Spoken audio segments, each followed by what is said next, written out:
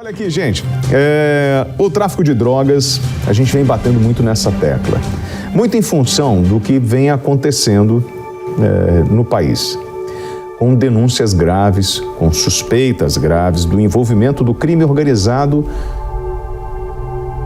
em partidos políticos, em esquemas de transporte, com o crime organizado crescendo de uma forma desenfreada. Hoje, a facção criminosa aqui de São Paulo, que surgiu aqui em São Paulo, que foi crescendo, é a 8ª maior organização criminosa do mundo, faturando 500 milhões de dólares por ano. E o negócio está crescendo de uma forma que está preocupando. E agora, isso foi bater lá em Portugal. Você é louco, William. PCC em Portugal, primeiro comando da capital em Portugal. E quando essa notícia apareceu, ela surgiu para mim através da desembargadora Ivana Davi, que é especialista no primeiro comando da capital, no PCC, e está com a gente aqui no Flagrante. Doutora Ivana, obrigado pela gentileza. Eu queria agradecer o seu carinho, o carinho que a senhora tem comigo. Doutora Ivana mandou essa reportagem falando e a gente começou a falar assim, olha isso aqui, William. E eu não acreditei quando eu vi. Ivana, a gente está perdendo completamente o controle, né, dessa... Nós já perdemos o controle da expansão dessa facção criminosa, né? Já. A notícia já em Portugal preocupa a Polícia Judiciária Portuguesa, de um número de envolvidos com a facção que estão presos, processados. Tem uma ex-doleira que foi autorizada a extradição dela aqui, presa envolvendo o tráfico de drogas, né, entre o Brasil e o Portugal. Olha, inclusive a Paola Cuenca, nós tivemos uma operação da Polícia Federal, eu vou pedir para colocar no ponto a mega operação de combate à organização criminosa envolvida com o tráfico internacional de drogas e lavagem de dinheiro. Direto de Brasília, quem traz os detalhes para a gente é Paola Cuenca. A operação deflagrada contou com o apoio de 350 policiais federais, 20 policiais militares e 8 policiais penais.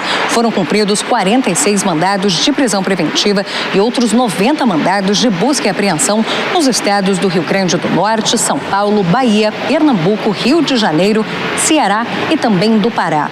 As investigações começaram em 2021, quando a polícia identificou que uma empresa de logística era responsável por fazer o transporte e armazenagem de drogas que eram adquiridas junto à fronteira entre o Brasil e países produtores dessa droga.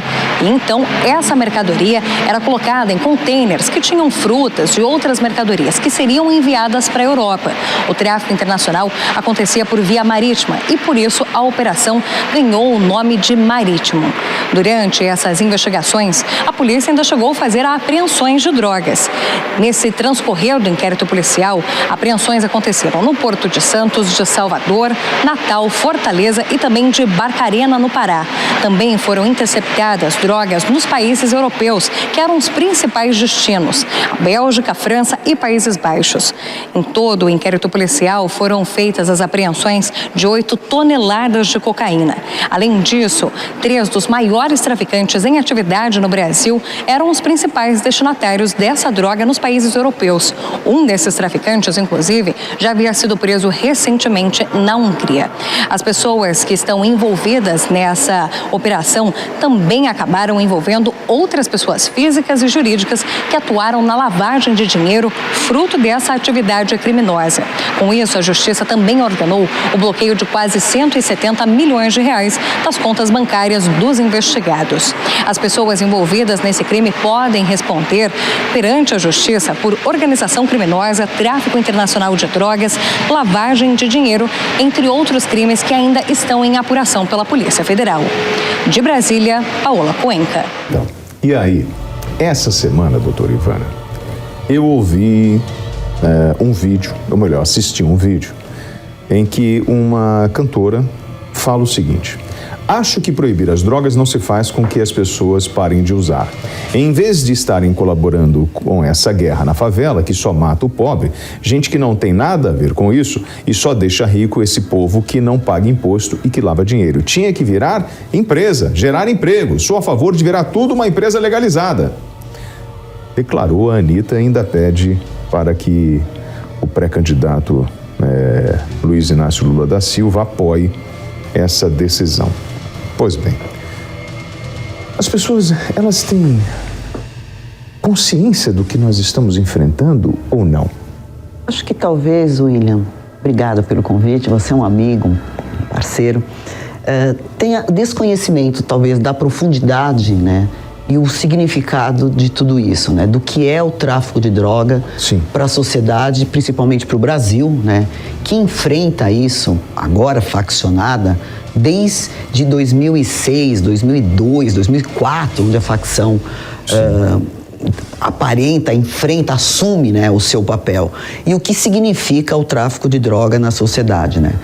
São posicionamentos que, logicamente, cada um tem o seu, a gente respeita, mas traficar entorpecente, aquela ideia de que o traficante é bondoso, que ele ajuda a sociedade, é um grande engano. O tráfico sempre foi um crime, no nosso país é um crime grave, com pena de 5 a 15 anos de reclusão. E essa ideia de que se liberar a droga, você combate tráfico de entorpecente, a gente teve países, inclusive aqui na América do Sul, que já tentaram isso, e inclusive até o crime de homicídio teve um aumento.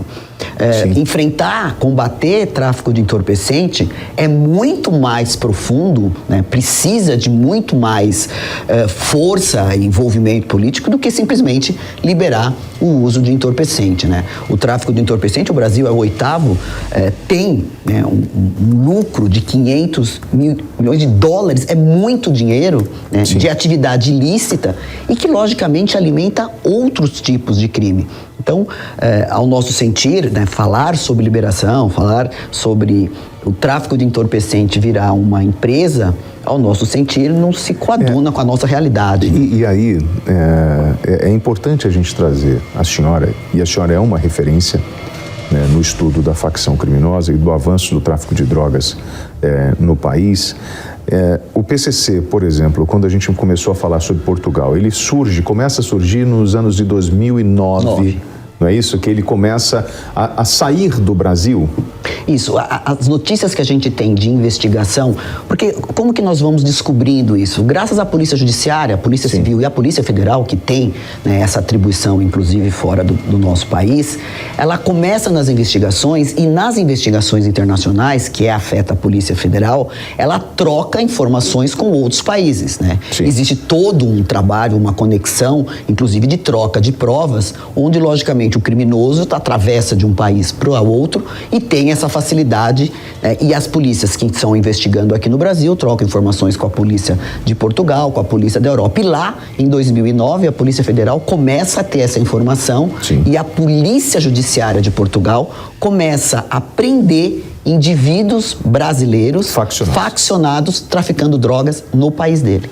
E aí começa a chamar atenção e essa troca de informação, a gente sabe que nós temos uma fronteira molhada de 5.000 quilômetros, né? Uma fronteira seca de 17.000 quilômetros, o Brasil não produz cocaína, a cocaína entra, né, pela Bolívia, Colômbia, vem, atravessa o nosso país, que nesses 5 portos mais importantes, São Paulo, Pará, Vitória, Paraná, né, a droga sai e atinge o continente europeu, o continente africano e o continente europeu, como a gente tem percebido e até enfrentado e presos, tanto aqui no Brasil, quando se sai ou quando a droga entra, como também em Portugal, quando a droga chega e com as informações, o container é encontrado, interceptado e a droga apreendida. E aí eles vão encontrando, né, já pegamos aqui no Porto de Santos, acho que em torno de 200 quilos que estavam presos ao navio, né, no fundo do navio. Então o mergulhador foi lá e chumbou, o radar apontou, falou, tem alguma coisa estranha, vai lá e acha, eles acham 200 quilos de entorpecente. Eles vão estar sempre tentando encontrar um jeito de levar a droga para lá. Nesse caminho que a doutora Ivana falou, quando sai da Bolívia, da Colômbia e vem aqui para o Brasil, existe uma calculadora. Atravessou a fronteira, bateu aqui em São Paulo, você multiplica por 8. Não é isso, doutor? Isso. Quando eu consigo mandar isso para a Europa, eu multiplico por quanto o meu dinheiro? Salvo o melhor juízo, 2.000% de lucro tem quando a droga sai do Brasil e entra na Europa. Se eu conseguir colocar no Oriente Médio, Cada vez mais, a droga quanto mais distante ela vai valorizando mais. O lucro de droga é o maior lucro, é um negócio, entre aspas, porque não é um negócio, é um crime, né? Coloque-se bem que tráfico de droga, que mais dá lucro no mundo.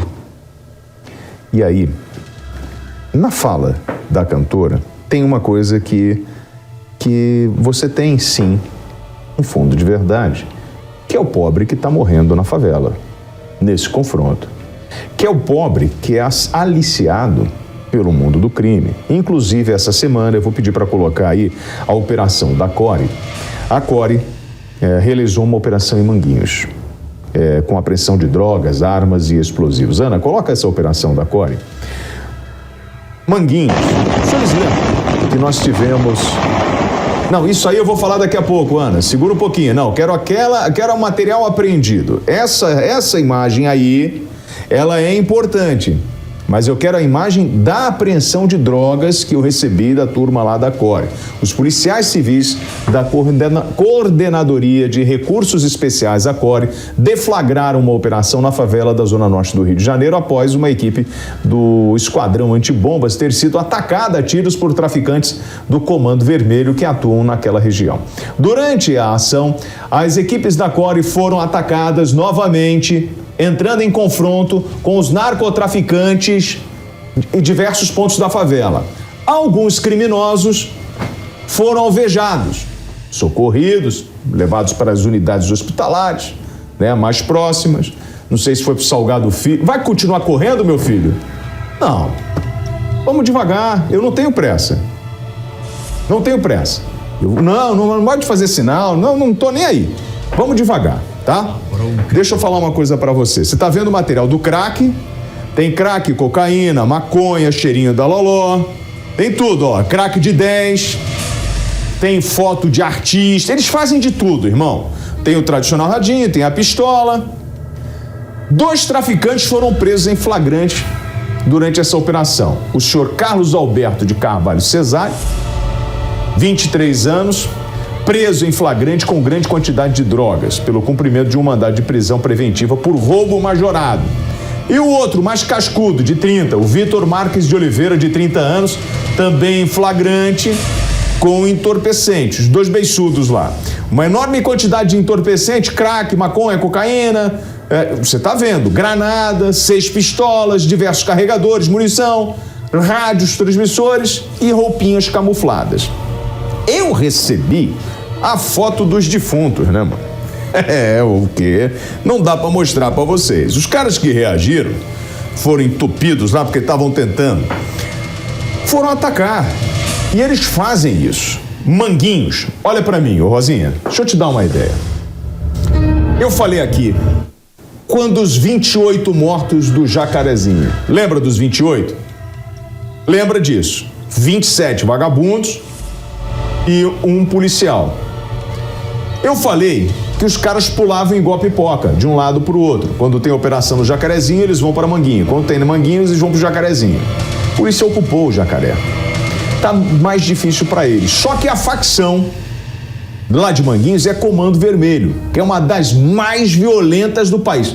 Não é, Ivana? É muito... Eles são ruins. São.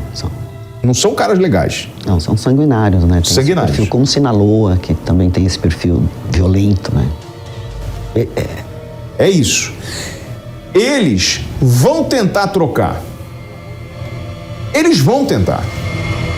Eu não consigo mostrar para você as imagens, não consigo.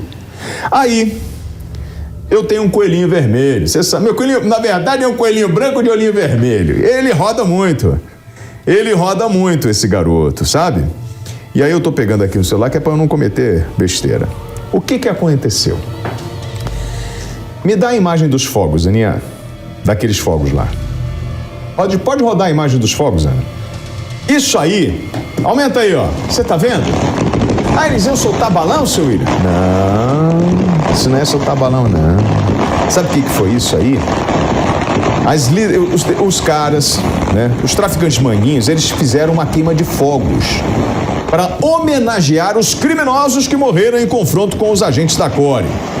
E aí, foram para a internet, irmão, publicar. Os traficantes teriam morrido no cumprimento do dever. Olha a maluquice. Essas lideranças do crime organizado, que estimulam o ataque a policiais no Rio de Janeiro, elas fazem uma espécie de premiação ao cara que mata agente público. E aquele que dá bobeira e perde a carga, ele acaba sendo penalizado, né? O cara que perde a arma, perde droga, ele recebe uma punição da facção. E aí eles soltaram fogos na comunidade lá para homenagear. E aí publicaram lá: meus irmãos vão deixar saudades, Complexo de Manguinho tá todo de luto. Aí fala o nome dos caras: Folha Seca, Toby, Primo, Devagar, Bolacha, Baby e Magu. Rodaram. Mas o que está por trás disso que é o que me preocupa. Ivana, a gente não está falando só de uma organização criminosa, seja o Comando Vermelho ou qualquer outra facção. Nós estamos criando essas facções com uma ideologia e um fortalecimento desse conceito de que o Estado é ruim, de que nós juntos somos mais fortes no crime, e isso vira uma organização que ela vem para além do distúrbio emocional desses caras que topam tudo, ela vem com ódio, ela vem com vontade de matar o Estado, ou aquele que representa o Estado. Esse é o fenômeno das organizações, das Farc, né, e das máfias. Elas se colocam, e quando a gente estuda o estatuto do PCC, por exemplo, o próprio Comando Vermelho, Terceiro Comando Puro, que é uma outra facção que divide Sim. o Comando Vermelho lá no Rio de Janeiro, que eles trabalham, ou que o papel deles, ou a missão, como eles gostam de usar, é lutar contra a opressão do Estado. Então o perfil é sempre que o Estado oprime o preso ou aquele indivíduo que é faccionado. E isso é um dos olhares, né, que a facção tem para vender esse papel dela de proteção, Sim. de fique do meu lado, de que eu te ajudo, né, que é canto de sereia. Logicamente que não protege nada e ao final, se você não cumprir as regras da facção, ele te mata. Sim, é o que eu falei. É um canto de sereia. Perdeu a carga, não matou, não correu. Exatamente. Então, quem acredita nessa história de que a facção ela é bondosa, ela ajuda, ela gera emprego, é praticamente uma ONG, em algum momento dessa linha, ela pode ser morta, se eventualmente ela quebrar uma daquelas regras que são impostas, não existe discussão.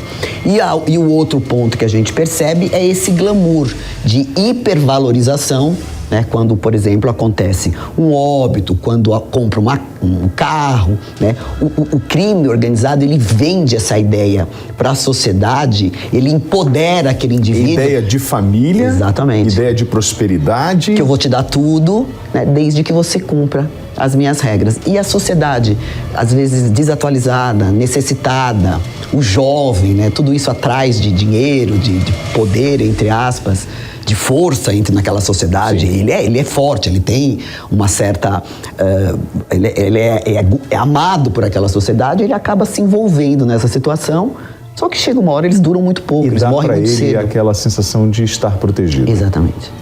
E aí, Ana, eu vou fazer uma pergunta. A gente tem as imagens que eu te mandei sobre os baleados lá. Mas eu pergunto, você colocou blur nas imagens? Você está com blur? Dá para colocar a imagem, gente? Não tá muito forte? Não?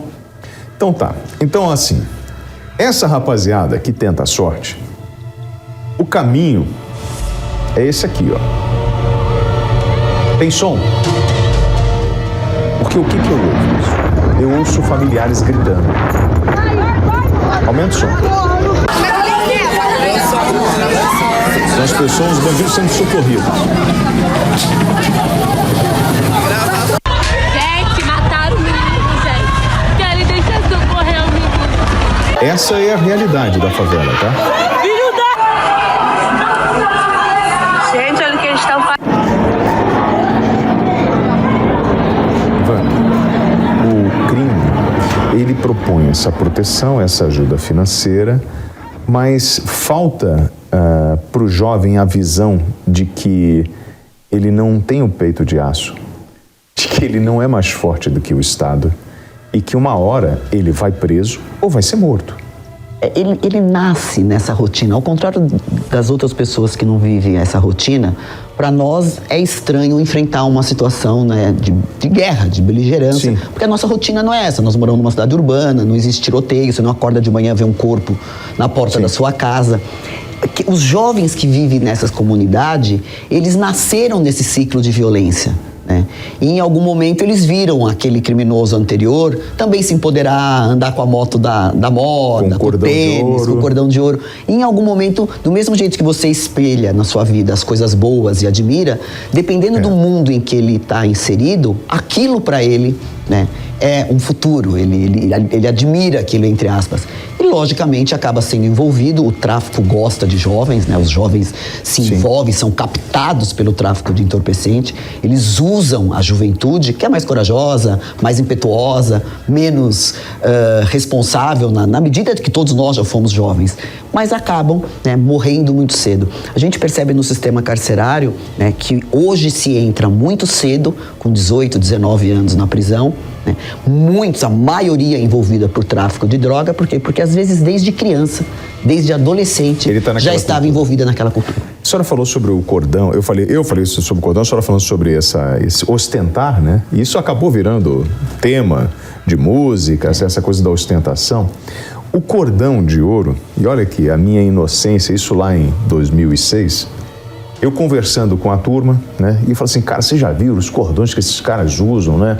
O dono, o gerente do morro, né? Ele geralmente usa um apaco de uma medalha de ouro com as iniciais dele, cordãozão de 2 dedos, né? Aí eu falei, pô, mas o cara não tem medo de andar com aquilo ali? O próprio bandido vai roubar. Ele falou, não, aquilo ali é o seguro. Eu falei, como assim seguro? É o seguinte, quando ele vai preso, ou quando acontece alguma ocorrência, é a moeda de troca que ele tem para tentar corromper o agente. Então ele pega um cordão daquele que vale 100 mil, 200 mil, porque é papo disso, e oferece, ô chefe, aqui ó, toma e segura essa peça aí, pô, deixa eu sair. E eles tentam negociar.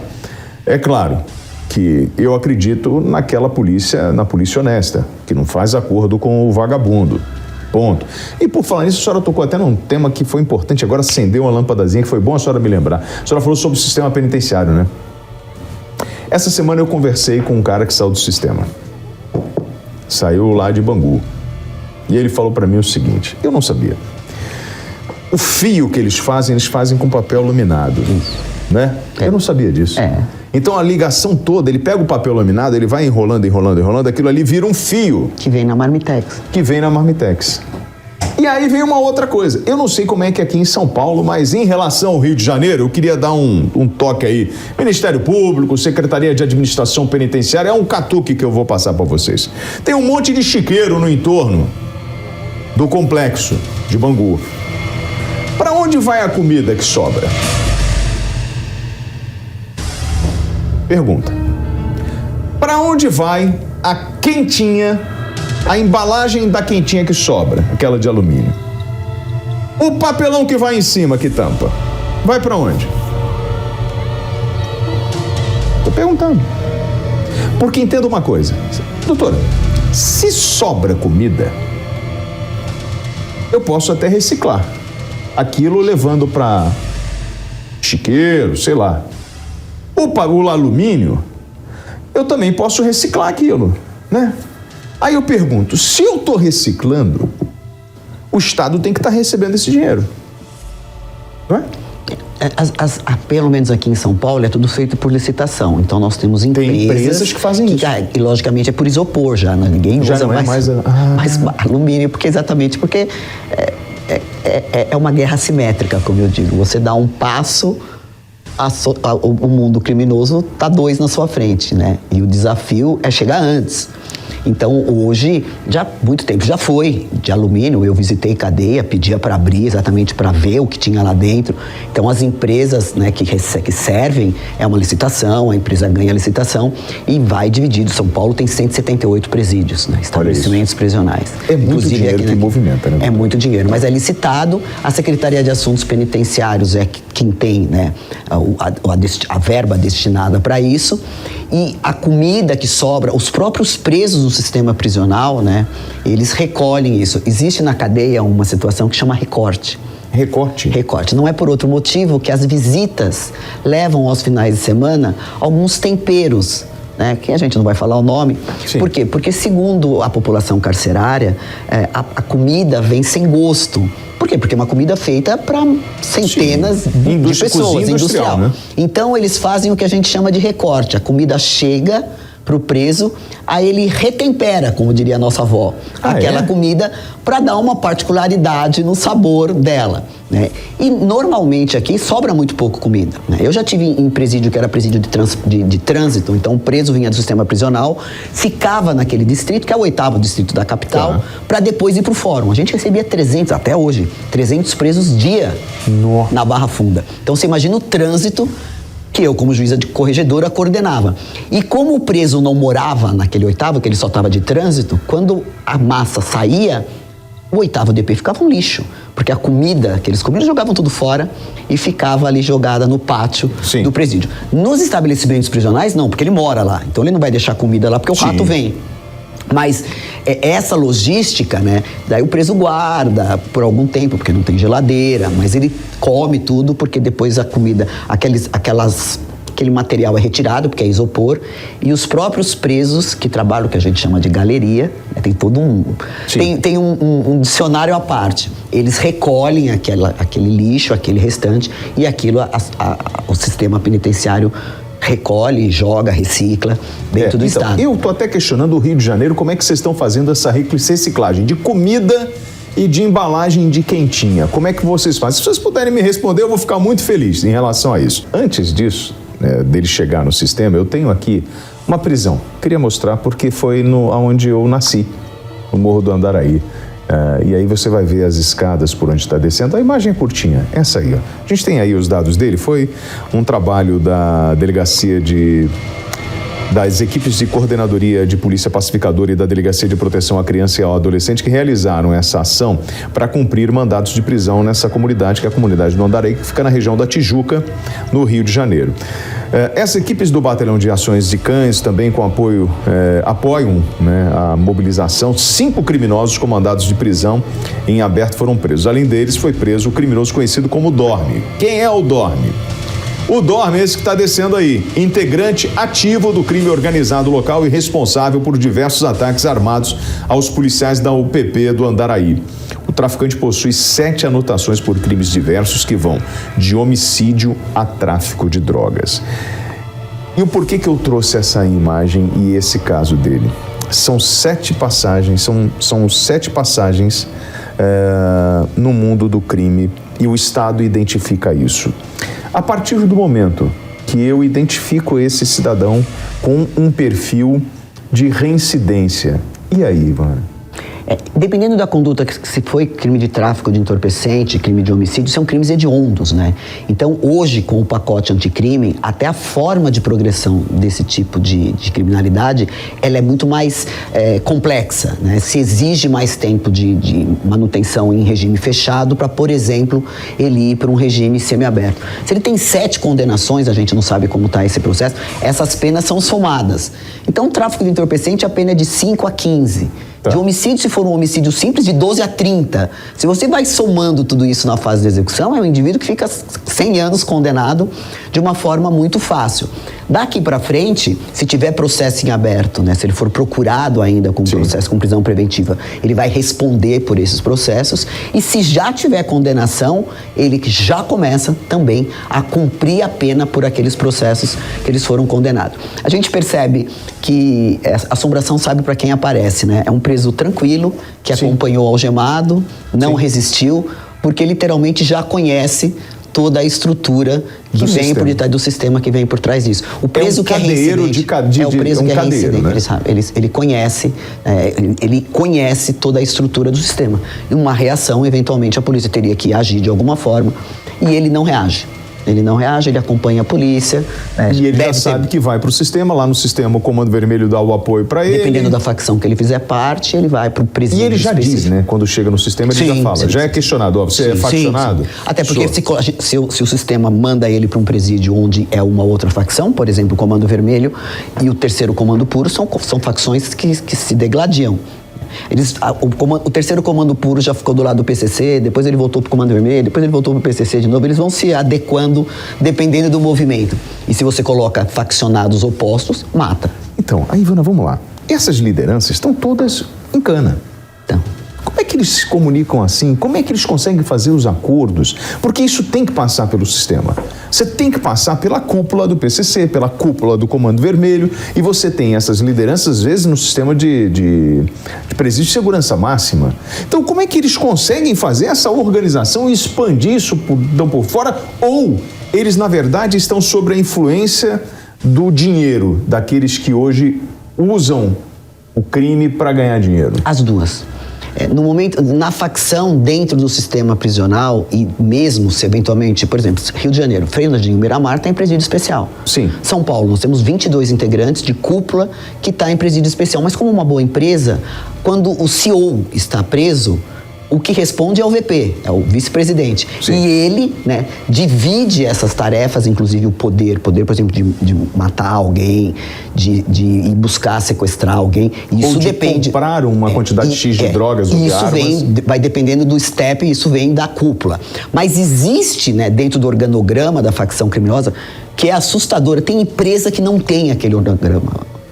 Tem departamentos divididos, né? Tem departamento financeiro, operacional, tem departamento jurídico, né? Cada qual ele vai ascendendo, porque o crime organizado ele político tem... agora, E né? até político. Isso que eles vão ascendendo e lá, né, tem uma diretoria, e essa diretoria, em algumas missões, como eles colocam, precisa da anuência de todos. Em outras, alguns têm, né, a independência de determinar uma ordem.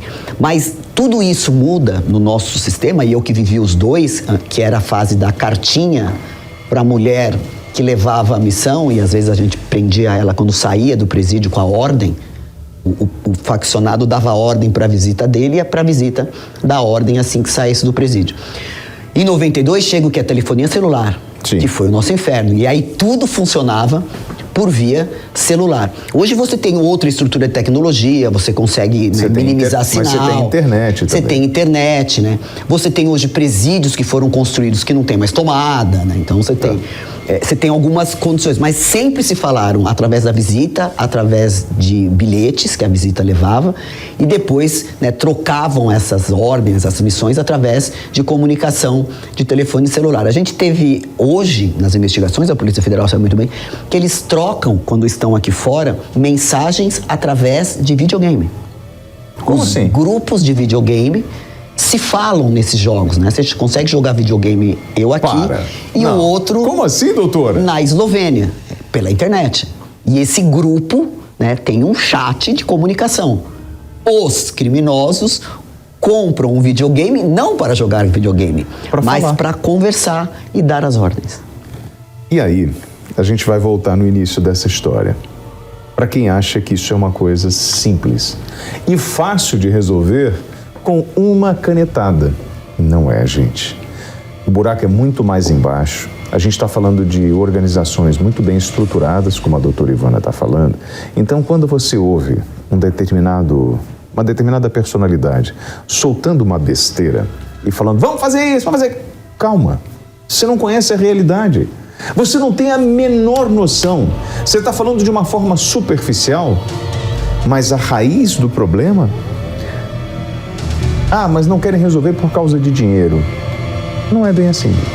Porque eu vou falar, tem muita gente honesta trabalhando. A maioria. A maioria. A maioria. Trabalhando. Muito. Colocando a vida em jogo todo dia quando levanta. Sim, com ameaças de morte, com todas as dificuldades de enfrentar uma organização só em São Paulo. a 8ª maior do mundo, com 800 milhões de dólares em faturamento. Se a gente somar as outras facções com seus faturamentos, sim, dá muito mais. É uma coisa é um PIB absurda. De qualquer país da Europa. De qualquer país da Europa. Então achar que é com uma canetada, vamos legalizar a maconha! Oxalá fosse assim, né? Quem dera que fosse assim. É muito mais complexo. O fácil a gente já faz. É isso aí. A identificação do crime organizado, a profundidade. A gente vive numa democracia, eu preciso de prova.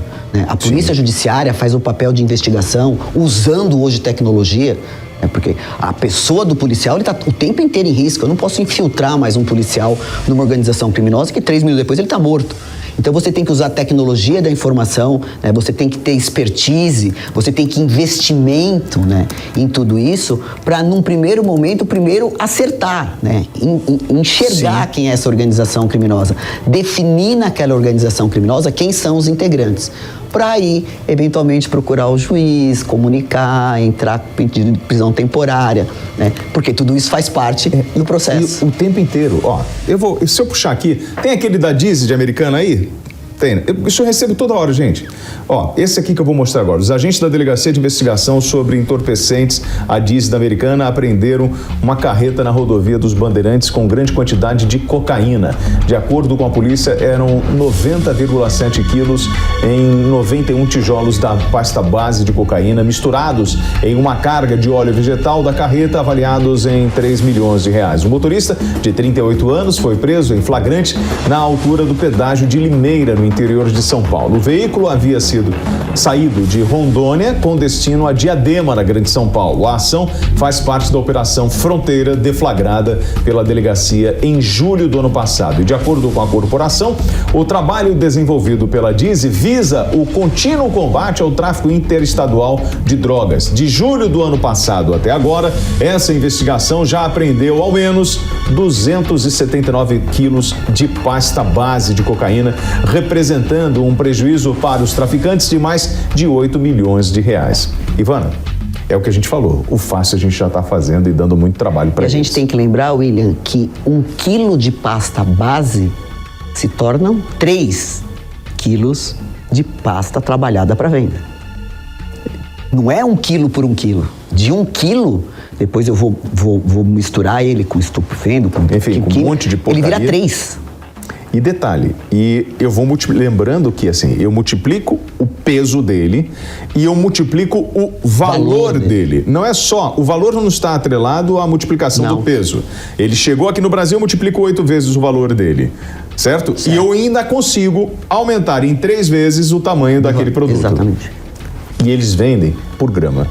Por grama, não, 5 segundos. Grama, identificado qual é a biqueira. E dependendo da fotografia que tiver na biqueira, ele quer dizer ao consumidor a qualidade da droga. Volta na imagem da apreensão de Manguinhos, só para a gente finalizar justamente o que a Ivana está falando sobre... Coloca para mim aí, o Rosinha, só para a gente finalizar, que é justamente o que a Ivana falou, onde você tem as figurinhas. Né? O crack, você vai ter a cocaína, você vai ter a maconha, elas estão com cores diferentes, olha lá, amarelo, verde, cada uma representa como se fosse uma... selo de qualidade. Um selo de qualidade. Eu lembro que aqui em São Paulo eles chegaram a vender um tempo uma cocaína que era uma cocaína rosa. Aí tem a cocaína negra também. É mesmo? É. Então assim, eles vão inventando, gente. É uma empresa, é um business, é negócio que vai usar sim o jovem pobre da periferia. É claro que tem muito filhinho de papai que entra nessa loucura também porque não quer trabalhar e acha que o mundo do crime é um bom negócio.